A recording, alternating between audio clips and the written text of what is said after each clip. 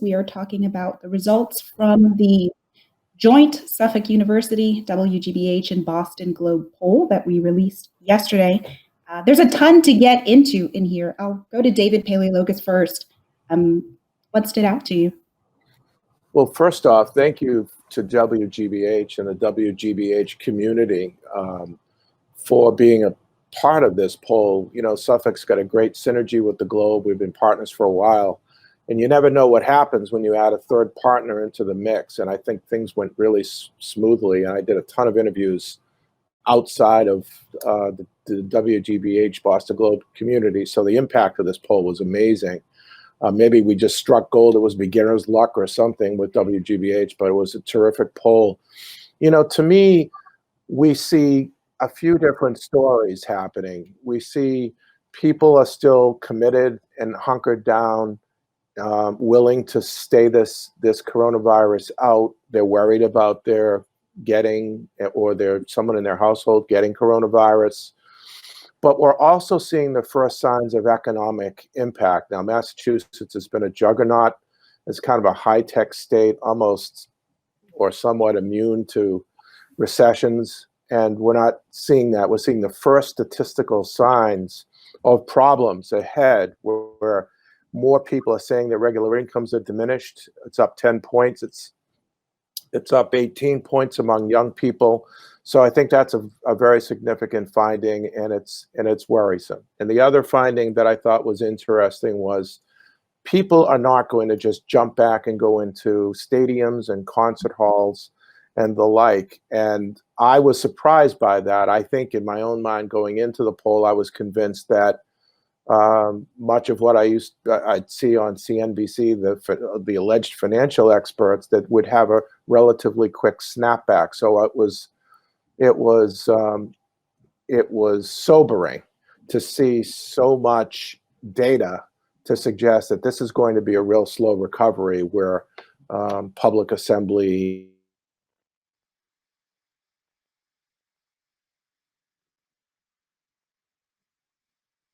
I want to come back to the statistic about people being willing to sit out in order to let the virus pass, endure their current situation, I think was the poll phrasing. But first, I want to go to Victoria McGrame. What stood out to you?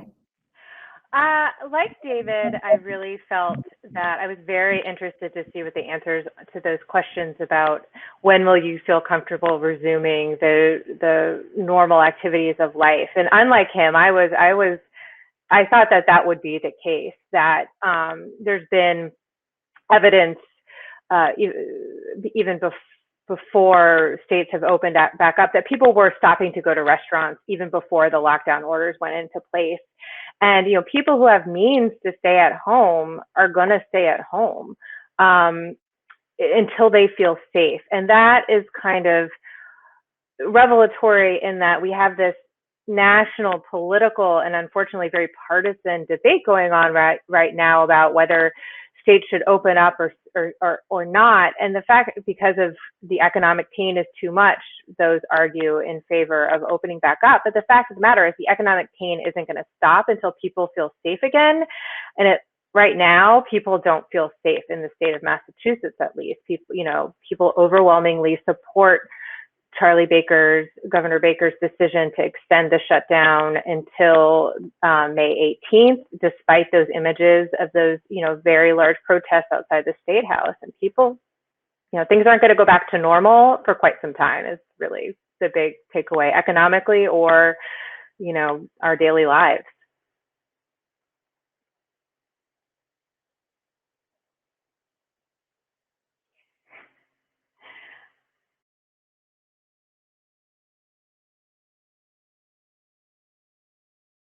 One of the other things that I found very interesting in this poll, though, was at the same time, more people are feeling financial pain. People are worried about their physical safety, that there was also this sense of optimism that a majority, somewhere close to 70% of people felt that things would be better a year from now. And I know that one of the poll respondents that I spoke to, who we highlighted in our Globe story, really articulated it so well, which is that right now we're existing with so much uncertainty. We don't know when things are going to go back to normal. We don't even know when we can go back to work, and that regardless of what happens a year from now, we're going to know a lot more. And just that fact will be better than what we're doing now. That the uncertainty is what is so painful at times about this.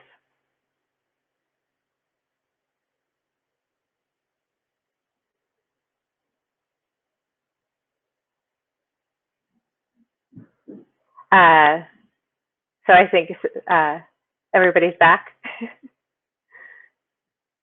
Great.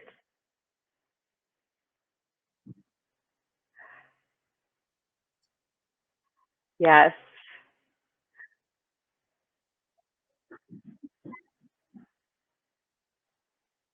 People who are willing to endure their current situation indefinitely. I think at first reading, it was a little bit shocking to me, but then I talked to one of the poll respondents named Vivian Baker. She's a woman from Stoughton, Massachusetts, and she kind of posed it to me as either you're going to do what it takes to be safe or you're not.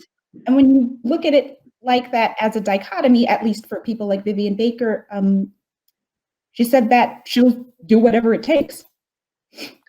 Well, I'm not saying I'm not getting tired of it, but I'm saying that I think for the greater purpose, you do what you have to do. No, I don't like it. I wish more people were taking better precautions than they are. But you do what you have to do. I mean, truthfully, I would do this until they had a vaccine if I had to. That's kind of scary to think about. But I was surprised that the number wasn't higher after speaking to a respondent and thinking about it that way. It made me think, wow. Well, it's funny. Based on my own experiences of being cooped up, in a house, I had a totally different take. I thought people's tolerance for this would be much different. And when we saw 2/3 of respondents saying 3 months or more, or indefinitely, 3 months or more, think of the months we're talking about, June, July, and August, to have this. I mean, of all 3 months. So I was shocked to see that many people willing to put up with this, even with good weather coming and so on. So, but I'm more thinking about the recovery, what's happening on the other end, and the kinds of planning the state must do now with the T. And also people's choices. I mean, concerts, games, they're a big economic driver in Massachusetts, and I worry about that. And I admit I wouldn't go to a game. I'm a big sports fan. I wouldn't go to a game or a concert or any place where there's more than 20 or 30 people congregated. And so, but one would think that younger respondents, who will never die and who are stronger than life, would come back saying a different thing. But even among younger respondents, there was some hesitation. That speaks to how serious this is. Victoria McGrame, what did you make of people not wanting to go out, even if it was okay, even if there was a treatment, and then in some cases, if there was a vaccine? Well, certainly that, the seriousness of this disease has sunk in, at least among the residents of Massachusetts. I mean, David mentioned young people, but there are stories out there about perfectly healthy 30-year-olds having strokes, debilitating serious strokes as a result of COVID-19. I mean, that is again, it gets to go to this uncertainty.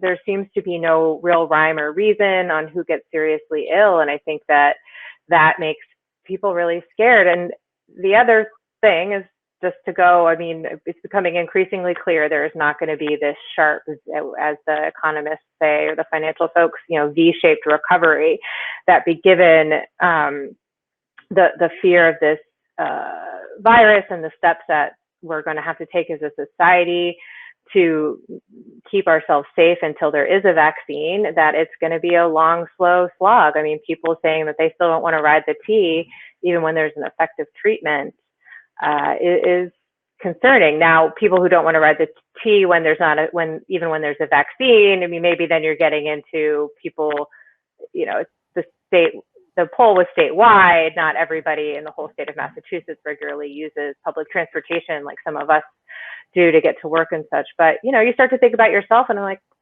even when I'm ready to go back into the office, I'm not sure I want to ride the commuter rail. And, you start thinking about it that way. Maybe that will change as the government rolls out socially distance protocols and such to sort of return to daily life. But for right now, there's a lot of fear, and that's going to have economic consequences. And speaking of government protocols, I think one other really interesting point was the large pool of people that said they were willing to vote by mail. I think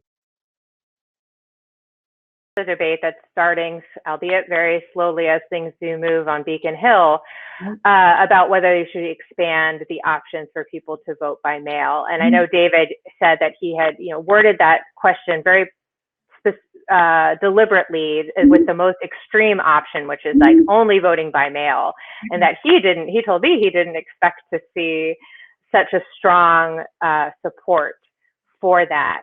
Now there is resistance from the Secretary of State and others to do a voting system where anybody who wanted one get a ballot by mail without, like, proactively, that the state just mails them all to people without requesting it. And I think one of it, as we saw in the Globe today, we had a story that there's an estimate it would cost as much as $30 million just to do that for November. So there is a cost associated with this. There's a debate happening in Washington as well, whether the federal government should give money, Democrats with the federal government to give money to states to do this. But clearly people think it is important that the elections in September and November can happen without people having to go to the polls if they don't want to. And David Paleologos, there was a lot of support, but it did seem to also be partisan. Yeah, I mean, when you look at, 80+% of Democrats and independents, and then less than 1 in 5 Republicans, that you pretty much see along party lines, what's going on here. 3/4 is a big number. And now I understand the logistical problems here as well. I mean, if you've got the majority of voters in Massachusetts are unenrolled or independent. So how do you deal with mailing for the September 1st primary? How do you mail those people ballots without doing a mass canvassing of every independent, asking which primary they want to enter into? I mean, there are some Republican primaries across the state. There aren't very many. It's mostly Democratic primaries. But from our polling, we always know that there's a swath of independents that say they wouldn't vote in either primary. They're just general election voters. And then others say they'd vote Democratic primary or Republican primary.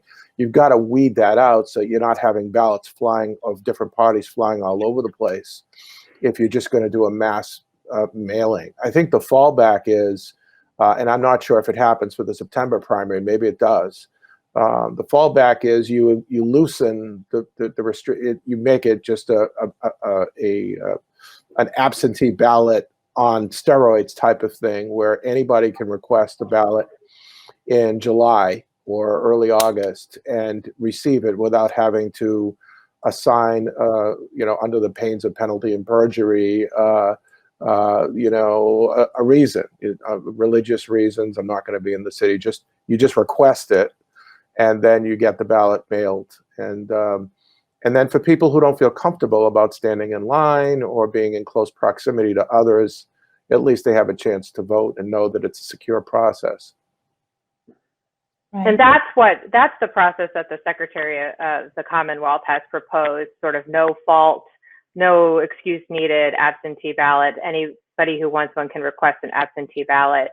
And he's put forward a plan, I believe he released it just today officially, that would put that in place for both the primary and November. But there are some Democrats on Beacon Hill who want to go further. There are some other Massachusetts politicians, including Joe Kennedy, and who's running for the Senate, and Maura Healey, the Attorney General, who say you should do this more proactive, mail it to everybody who's registered with a party. For whatever reason, will forget. They won't request. And then time will go by and it'll be too late. And then then they have to do they have to either show up and vote in person or, not vote. So, the question is, we need more research on this. Maybe we'll include that in our next round of polling, but we need to know how many people would take the time to do a formal request of their city or town clerk for an absentee ballot for X members of their family. If they've never done it before, it becomes another hoop to jump through. And, whereas mailing ballots would be easier. You get the ballot in the mail, you fill it out, you mail it back. And there are states, I'm not an expert on this, but there are states who do that now, that are often pointed to as the kind of exemplar that maybe everybody should be following now in this new world. In those states too. Yeah. So, there is an offset in terms of getting more people to vote. Let's stay on the topic of government, not so much participation, but what we found with people approving or disapproving of the governor's response to this pandemic in Massachusetts. Victoria, David? Fascinating. I mean, obviously you have the overall, 84% approval, if I have that correct, of Baker, which continues this sort of nationwide trend where governors are getting really high marks and the president is getting very poor marks. Not surprising, maybe in Massachusetts. But what is surprising, if you go into the partisan breakdown, it is partisan here as well, except the Republican governor is getting 93% approval from Democrats and 80-something approval from independents, and the folks that are least happy with him are Republicans. And it's just this sort of topsy-turvy world that we live in. And then also, even here in Massachusetts, this issue of listening to the government trying to keep us safe in a pandemic is partisan. Just less so here than elsewhere. David, I want to get you to respond to another one of the people that we interviewed once we got our poll results. Peter Howland is from Middleborough, and he was one of the few people that I talked to who was not okay with the way Massachusetts is handling.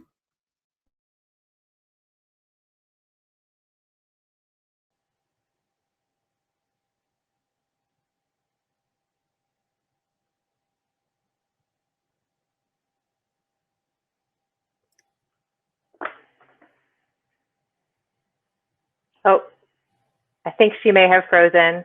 I can jump in. I also spoke with one Republican who said that, wasn't happy with Baker. And his take was that, these daily press conferences and the drumbeat of this many people died, this many people are hospitalized was fueling the fear that people have about this. And so it was sort of making the situation worse. And this gentleman argued that the best thing to do would be, put these, mask orders in place, social distancing measures, but, keep people more confident and slowly resume normal life, that would be better. But this person also said he's following the rules. He's staying at home. He's wearing his mask because he is a, responsible citizen, even though he disagrees with some of what Baker is doing.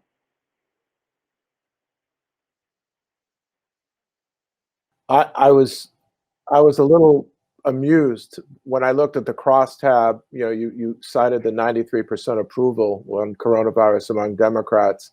Among people who approved of Donald Trump, it was 70%, a marked decline among Trump supporters, Trump voters. So, and I think Charlie Baker, from what I'm seeing and hearing, is he's getting pounded on social media by conservative groups, a conservative talk radio, both locally and nationally, and they don't like the fact that he's so popular in the sense that he's not kowtowing to the right, and Baker is showing President Trump an example of what it's like to be a leader as a Republican in Massachusetts, who can cross the aisle and work with the Democratic Speaker and the Democratic legislature, and also Democratic voters, regular Democratic voters. I mean, a lot of people, anecdotally, who I spoke with, who were Democrats after the poll said, I would say approve for Baker too. I think he's doing a great job. So there's a bit of a civil war going on, I think, within the Republican Party, and it goes back years too, when Charlie Baker was trying to run slates of candidates to the Republican state convention, and was beaten by some of the pro-Trump factions, within the Republican Party, and that's just something that if Baker would have run in national politics, he would have a very tough time and would probably be a very weak candidate in a Republican primary. He'd be an unbelievably strong candidate in a general election because of his crossover appeal. But it's getting past your own core base that that's the big challenge.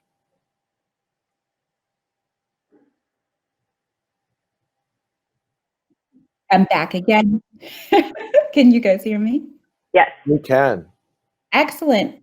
I think that we're just about done. The last thing that I want to ask you guys is just, what questions are you interested in moving forward? What didn't this poll answer for you?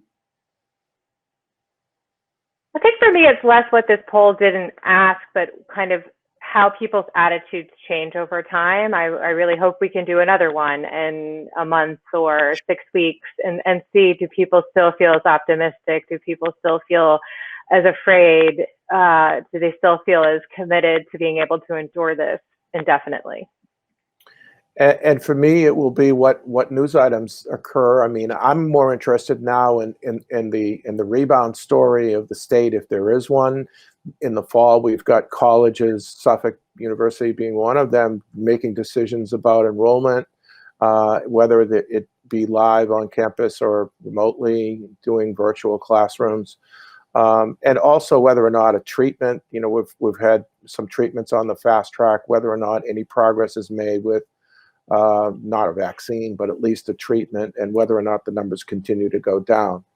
I have a feeling a lot is going to happen in the news cycle between now and 6 weeks from now, so there'll be plenty to ask. Right. There we have it. Victoria McGrame, David Paleologos, thanks so much for joining us, and thanks to all of you who are watching. Thank you for bearing with us. We'll see you next time.